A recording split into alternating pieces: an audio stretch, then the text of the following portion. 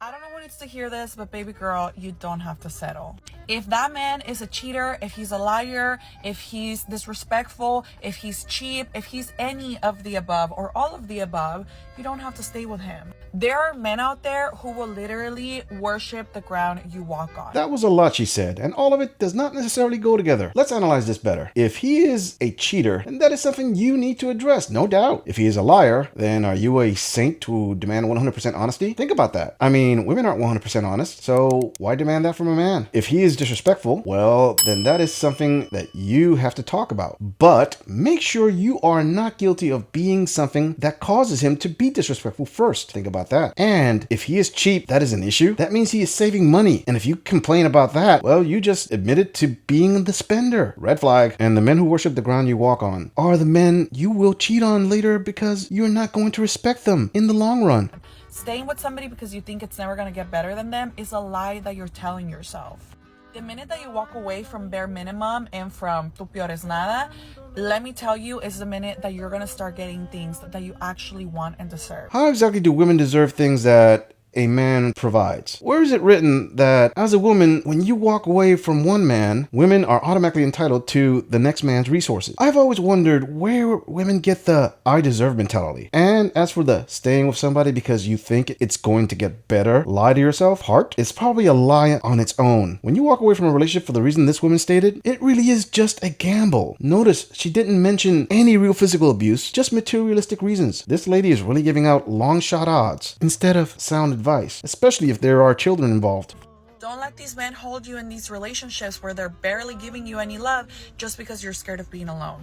You don't have to settle. This is your sign. So saving money and not spending it on lavish items is equal to barely giving you any love? I understand she is saying this because she probably hasn't slammed up against the wall yet, but she isn't that far away from it either. I say in 6 years, she will definitely be changing her tune. Moving on. You stayed with them for so long throughout the bullshit, throughout the tears and the pain and the hurt, because you were torn. You were torn between not wanting to give up on the person you loved and coming to terms with the fact that the person you loved no longer existed inside of the body that's staring back at you every single day.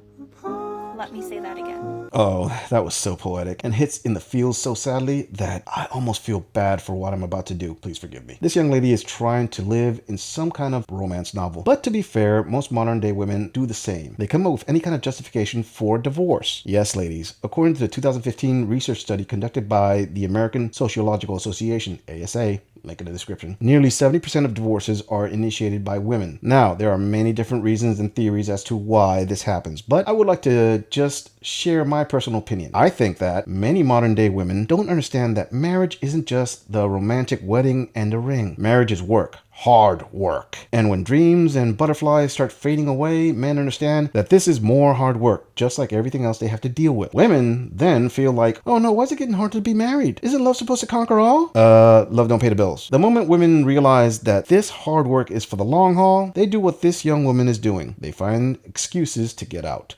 Moving on. Don't be afraid to walk away. If you have communicated your wants and your needs from another person in a relationship and they aren't willing to give you that, somebody else will. Okay?